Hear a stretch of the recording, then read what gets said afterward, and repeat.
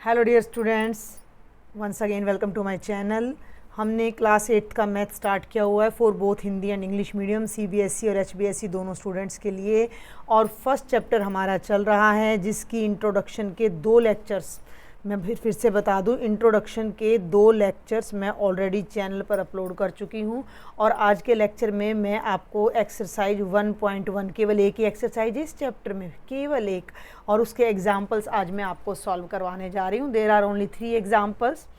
First example है आपका find the value of, ज्ञात कीजिए। ये हमें क्वेश्चन दे रखा है जिसको हमने सॉल्व करना है। 3/7 प्लस -6/11 प्लस -8/21 प्लस 5/22। इसको करने का सबसे आसान तरीका तो ये है कि नीचे डिनोमिनेटर में हर में जो 4 नंबर आए हुए हैं इन चारों का हम एलसीएम लें। 7, 11, 21, 22, 7, 11, 21, 22। लेकिन इन चारों का एलसीएम आपको बहुत ज़्यादा लंबा पड़ने वाला है, उसकी बजाय हम इन्हें अरेंज करेंगे। लास्ट लेक्चर में मैं आपको क्रम विनिमेयता यानी कि कॉम्यूटेटिविटी और एसोसिएटिविटी, ये 2 प्रॉपर्टीज़ मैं आपको करवा चुकी हूँ जिसके अकॉर्डिंग एडिशन करते समय हम किन्हीं भी नंबरों को आगे पीछे ले जा सकते हैं। तो अब मेरी बात को भाई तुम ध्यान से सुनना। देखो 3/7 और 8/21, 3/7 और 8/21, 7 के पहाड़े में 21 आता है, 7 की टेबल में 21 आता है। तो इन दोनों को अगर मैं अरेंज करती हूँ तो मुझे इनका एलसीएम लेना बहुत आसान हो जाएगा, क्योंकि 7 की टेबल में 21 आता है तो एलसीएम मेरा 21 आ जाएगा। और इन दोनों को देखो 6/11 और 5/22, 11 की टेबल में 22 आता है तो यहाँ भी मुझे काम आसान हो जाएगा। तो मैं क्या करने जा रही हूँ कि मैं पहले लूँगी 3/7 प्लस माइनस ऑफ 8/21 और इन दोनों को एक ब्रैकेट में रोक दूंगी। भाई मुझे 4 नंबर्स ऐड करने हैं, a plus B plus C plus D, तो मैं इन दोनों को डायरेक्ट ऐड कर देती हूँ पहले यहाँ, और फिर इन दोनों को कोई फ़र्क नहीं पड़ेगा, क्योंकि लास्ट लेक्चर में मैं आपको बता चुकी हूँ कि जब हम 2 नंबर्स को, चाहे वो प्राकृत हो, पूर्ण हो, पूर्णांक हो, नेचुरल हो, इंटीजर्स हो, रैशनल्स हो, कोई भी नंबर्स हो, उन नंबर्स को हम किसी भी ऑर्डर में ऐड कर सकते हैं। तो मैंने इन दोनों को इकट्ठा लिख लिया और अब इन दोनों को एक और ब्रैकेट में मैं अलग से लिखूंगी।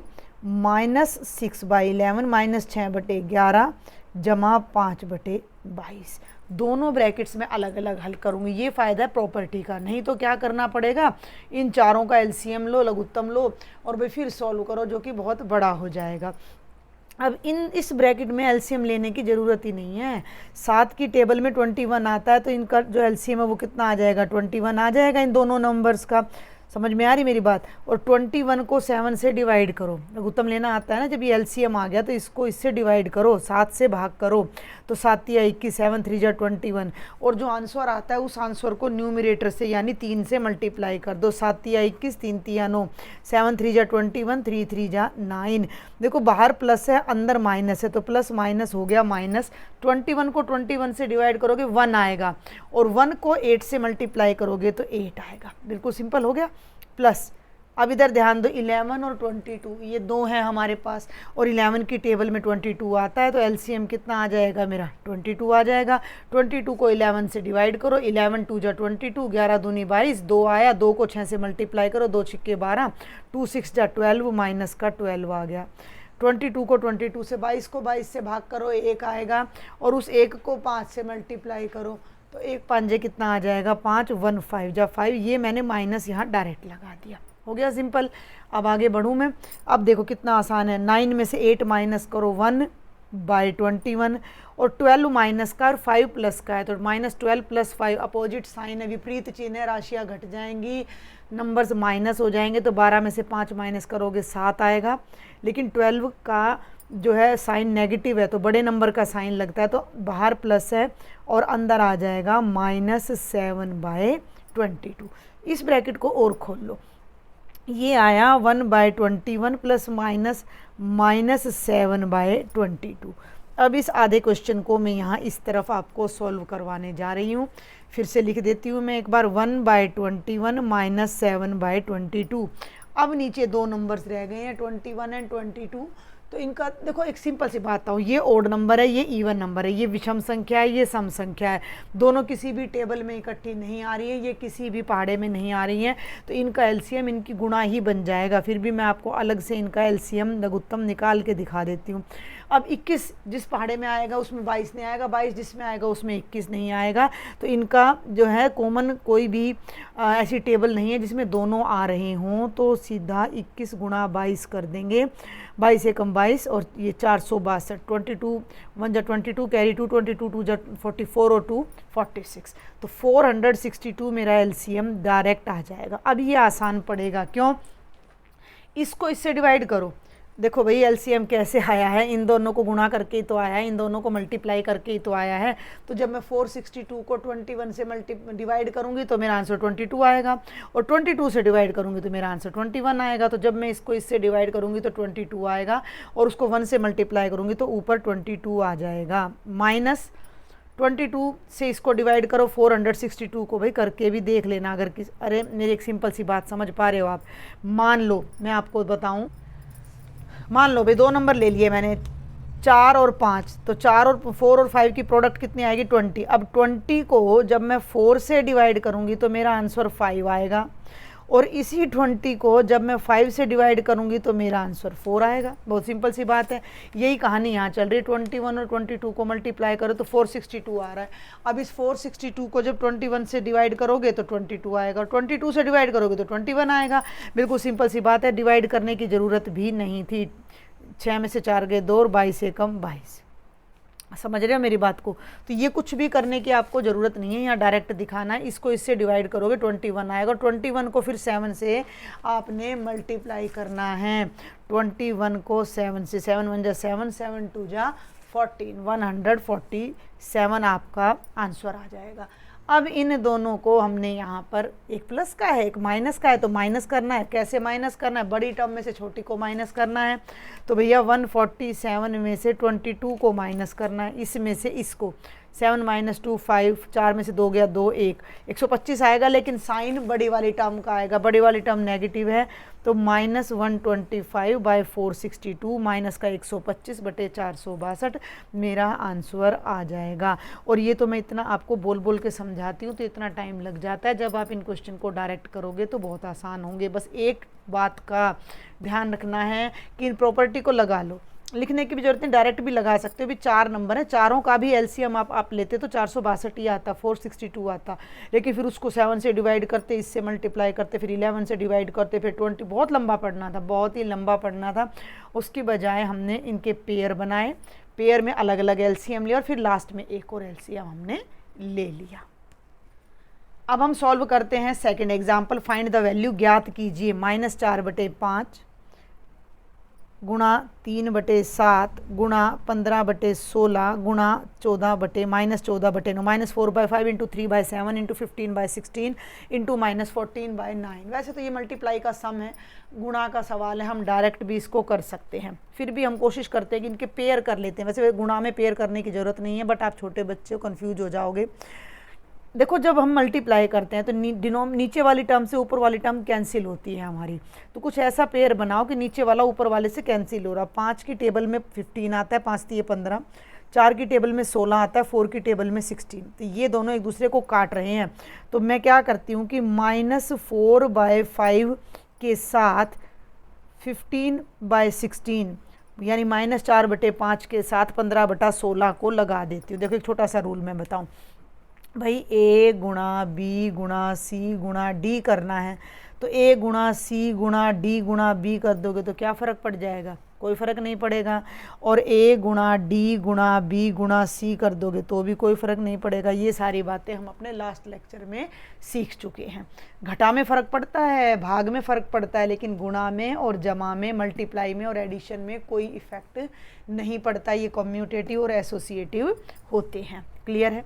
तो इन दोनों को मैंने एक ब्रैकेट में कर लिया, और इन दोनों को 3/7 इंटू -14/9 को मैंने एक ब्रैकेट में कर लिया। कोई प्रॉब्लम? चलें आगे। अब यहाँ देखो ये 4 है और ये 16 है, 4 1 जा 4, 4 4 जा 16, 5 1 जा 5 और 5 3 जा 50। न्यूमरेटर से डिनोमिनेटर में कटता है, डिनोमिनेटर से न्यूमरेटर में कटता है, अंश से हर में काटते हैं, हर से अंश में काटते हैं। तो ये आ गया -3 1 जा 3, ऊपर 3 एकम 3, नीचे 4 एकम 4, 4 1 जा 4। ये मल्टीप्लाई का निशान, इस ब्रैकेट को पकड़ो, ऊपर 3 है नीचे 9 है, 3 1 जा 3, 3 3 जा 9, 3 एकम 3, 3 3 9, 7 की टेबल में 14 आता है, 7 की टेबल में 14 आता है, 7 की टेबल में 14, 7 1 जा 7, 7 2 जा 14। ठीक है भैया। -2 को 1 से मल्टीप्लाई करोगे तो कितना आएगा -2, 3 को 1 से करोगे तो 3 आएगा। ये आ गया। अब फिर देख लो भैया एक बार, नीचे 3 है ऊपर 3 है, फिर कैंसिल हो जाएगा, 3 1 जा 3, 3 1 जा 3, 2 की टेबल में 4 आता है, 2 एकम 2, 2 दूनी 4। अब मेरी बात ध्यान से सुनना, ऊपर यहाँ भी 1 रह गया और यहाँ भी 1, 1 और 1 को मल्टीप्लाई करोगे 1 आएगा, लेकिन ये भी माइनस है और ये भी माइनस, और 2 माइनस की टर्म मिलके मल्टीप्लाई करो तो प्लस बन जाता है, और नीचे 2 है और ये 1 है, तो 2 1 जा 2, तो मेरा जो आंसर है वो कितना आ जाएगा 1/2 आ जाएगा। तो न्यूमेरिकल्स बहुत बहुत आसान है। थर्ड क्वेश्चन से पहले वैसे तो आपकी एक प्रॉपर्टी आ जाती है, डिस्ट्रीब्यूटिव प्रॉपर्टी, जो मैंने अभी आपको नहीं कराई है, तो उस प्रॉपर्टी से भी मैं अभी आपको इसको बताऊंगी, लेकिन मैं इसको डायरेक्ट भी आपको बता देती हूँ। डायरेक्ट बहुत आसान पड़ेगा। फाइंड द वैल्यू 2/5 गुणा -3/7 -1/14 घटा 3/7 गुणा 3/5, 2/5 इंटू -3/7, ये पूरा 1 है। इनको पहले मल्टीप्लाई करना है, -1/14 और फिर ये पूरा 1 है। समझ में आ रही मेरी बात? ये पूरी एक टर्म है, ना 2 से 7 कैंसिल हो रहा, ना 3 से 5, तो 3 दूनी 6, ऊपर आ जाएगा -6 और नीचे आ जाएगा 7 5 35। ठीक है, ये हो गया -1/14, और ये देखो 3 5 3 7 3 5 3 7 कुछ भी नहीं कटा, तो न्यूमरेटर को न्यूमरेटर से, अंश को अंश से गुणा करेंगे, घटा 3 3 9, 7 5 35। समझ में आई मेरी बात? 3 टर्म्स बन गई हैं हमारी, माइनस के निशान से पहले 1, माइनस के निशान के बाद 1, और ये बीच में। पहले इन दोनों को इकट्ठा करती हूँ मैं, ध्यान देना मेरी बात पर। मैंने पीछे भी दिखाया था कि प्लस माइनस में हम टर्म्स को बिना ऑर्डर वो करे प्लस में, आप इसको प्लस की फॉर्म में लिख सकते हो ना, आप इसको ऐसे लिख सकते हो। देखो मैं बताऊं, कई बच्चे कंफ्यूज हो जाते हैं, -6/35 और -9/35। अब आप कह दोगे कि हम इसको आगे पीछे नहीं कर सकते, 3 -4 और 4 -3 अलग अलग हैं, 3 -4 और 4 -3 अलग अलग हैं। मैं ऑर्डर नहीं बदल रही, मैं इसको बस उठा के आगे ला रही हूँ और इसको पीछे ले जा रही हूँ, इसको नहीं ले रही, पहले इन दोनों को घटा रही हूँ। समझ में आ रही है मेरी बात भाई? 3 घटा 4 घटा 5 करना है, तो पहले तो देखो इन दोनों को ले लो, 3 घटा 9 -6, या फिर पहले इन दोनों को ले लो, 3 -5 -4, 3 में से 5 गए -2 -4 -6, आंसर सेम आएगा ना। आगे पीछे कर सकते हैं, एक ही क्वेश्चन में 4-5 टर्म्स आ रही हैं जमा घटा में, तो उनको आगे पीछे कर सकते हैं। समझ में आ रही मेरी बात? इस तरह से ऑर्डर उल्टा नहीं कर सकते कि आगे वाले को पीछे ले जाए, पीछे वाले को आगे, बिना प्रभावित करे। इस तरफ इसको ले गए, इसको यहाँ ले आया, इसको नहीं छेड़ा। इन दोनों का तो ऑर्डर 3 आगे था 5 पीछे था भाई, 3 आगे था 5 पीछे था, अभी भी 3 आगे है और 5 पीछे ही है, यहाँ भी 3 आगे है और 5 पीछे ही है। तो यहाँ आपने ध्यान रखना है कि -6/35 आगे है, -9/35 पीछे है, तो यहाँ भी मैं -6/35 को तो यहाँ लिखूँगी और -9/35 को आगे लाऊंगी। तो इन दोनों को तो मैंने एक ब्रैकेट में रख लिया, और ये जो -1/14 है इसको मैं अलग ले गई। ठीक है, अब इसमें क्या फ़ायदा हो गया मेरा कि मुझे एलसीएम नहीं लेना पड़ रहा, नीचे 35 आ रहा है, तो 35 ही मेरा एलसीएम आ जाएगा, और ये बन जाएगा -6 -9, कुछ नहीं करना, 35 बन जाए 35, 1 आ जाएगा 6, 35 से कम 35, 9 से गुणा करो 9, घटा 1/14। अब घटा 6 घटा 9, -6 -9 सेम साइन है, तो टर्म्स जुड़ जाएंगी, तो ये बनेगा -15/35 और -1/14। अब यहाँ देखो क्या फ़ायदा है, दोनों 5 की टेबल में आ रहे हैं, तो 5 3 15 और 5 7 35, तो ऊपर बच गया -3/7 और -1/14, -3/7 -1/14। और अब इसमें क्या बेनिफिट है, 7 की टेबल में 14 आता है, तो मैं यहाँ 14 एलसीएम ले लूँगी, -3/7 -1/14 का मैं एलसीएम ले लूँगी 14, 7 2 जा 14, और 2 को 3 से मल्टीप्लाई करोगे तो 2 3 6, 7 दूनी 14, 2 3 6, -6, और 14 से 14 कैंसिल हो गया, तो केवल 1 बचा, 6 और माइनस का है, ये भी माइनस का, सेम साइन हो, टर्म्स ऐड हो जाती हैं सेम साइन में। 6 और 1 7 आ जाएगा, माइनस बाय में 14, साइन हमेशा बड़ी टर्म का लगेगा, ठीक है। 7 की टेबल में 14 आता है, 7 1 जा 7, 7 2 जा 14, -1 डिवाइडेड बाय 2, ये हमारा आंसर आ जाएगा इस क्वेश्चन का। मैं होप करती हूँ आपको समझ आया होगा, और मैं सजेस्ट करूँगी आप इसी तरीके से करना। बाकी मैं भी आपको डिस्ट्रीब्यूटिव प्रॉपर्टी भी बताने वाली हूँ, जिससे आप इसको दूसरे तरीके से भी कर सकते हो। तो ये थे 3 एग्जाम्पल्स, जल्दी से अब मैं 2 मिनट लगाऊंगी आपको, और 1-2 छोटे छोटे रूल और बताऊंगी। जीरो की भूमिका, रोल ऑफ जीरो। जीरो क्या रोल प्ले करता है कि आप कोई भी नंबर उठा लो, 5 ले लिया, उसमें जीरो ऐड किया तो भी 5 आएगा, जीरो में 5 ऐड किया तो जीरो। मतलब ए अगर कोई भी नंबर है, चाहे वो रियल है, नहीं चाहे वो रैशनल है, पूर्णांक है, परिमेय है, पूर्ण है, प्राकृत है, नेचुरल है, इंटीजर्स है, किसी भी नंबर में जीरो ऐड करोगे तो वही नंबर आ जाएगा, या जीरो में उस नंबर को ऐड करोगे तो वो आ जाएगा। तो किसी भी नंबर में जीरो ऐड करके ये आ गया, तो जीरो को हम आइडेंटिटी कहते हैं इंग्लिश में।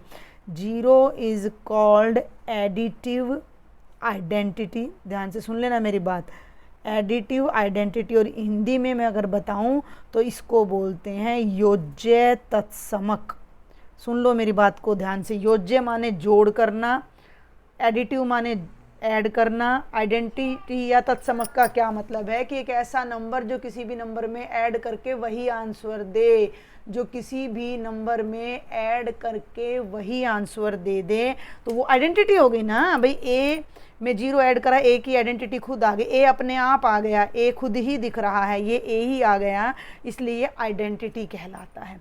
ऐसे ही मल्टीप्लिकेशन में 1 का आता है, 1 को किसी भी नंबर से मल्टीप्लाई करोगे तो वही नंबर आ जाएगा। सुन रहे हो मेरी बात को, 1 को किसी भी नंबर से मल्टीप्लाई करोगे तो वही नंबर आ जाएगा। तो 1 इज कॉल्ड मल्टीप्लिकेटिव आइडेंटिटी। सुन लो मेरी बात ध्यान से, 1 इज कॉल्ड मल्टीप्लिकेटिव आइडेंटिटी, और हिंदी में इसको बोला जाता है गुणात्मक तत्समक। तत्समक वो नंबर है जो किसी में जुड़ के उसी को ले आए, या किसी से मल्टीप्लाई होके उसी को ले आए, जुड़ के उसी नंबर को वापस ले आए। जीरो इसमें जुड़ के वही नंबर वापस लाता है तो योज्य तत्समक कहला रहा है। 1 इसमें मल्टीप्लाई होके गुणा होके उसी नंबर को वापस ला रहा है, इसलिए गुणात्मक तत्समक कहलाता है। मल्टीप्लिकेटिव आइडेंटिटी जो किसी नंबर को मल्टीप्लाई करके वही आंसर दे, और एडिटिव आइडेंटिटी जो किसी नंबर को मल्टीप्लाई ऐड करके वही आंसर दे। तो ये 0 और 1 का रोल होता है। मोटे तौर पे आपने ये याद रखना है कि 0 किसी नंबर में ऐड होके वही दे देता है, 1 किसी नंबर से मल्टीप्लाई होके उसी नंबर को वापस हमें लौटा देता है। तो अभी आज का लेक्चर तो बेटा मैं यहीं कंक्लूड करूँगी, क्योंकि ज़्यादा लंबा लेक्चर हो जाए तो आपको समझ नहीं आएगा। अभी हमारी एक प्रॉपर्टी रह जाती है, और ट्राई दीज करके हमारे में प्रयास कीजिए। हिंदी मीडियम वाले स्टूडेंट्स को बता दूँ, ट्राई दीज या प्रयास कीजिए के 2 क्वेश्चन हैं, उनको कराऊंगी मैं नेक्स्ट लेक्चर में, और एक प्रॉपर्टी रह जाती है उनको सॉल्व कराएंगे, उसके बाद आपकी एक्सरसाइज में सॉल्व कराऊंगी। लेक्चर पसंद आता है ज़्यादा से ज़्यादा अपने फ्रेंड्स को शेयर कर दीजिएगा, और चैनल को सब्सक्राइब ज़रूर कर लें। Thank you.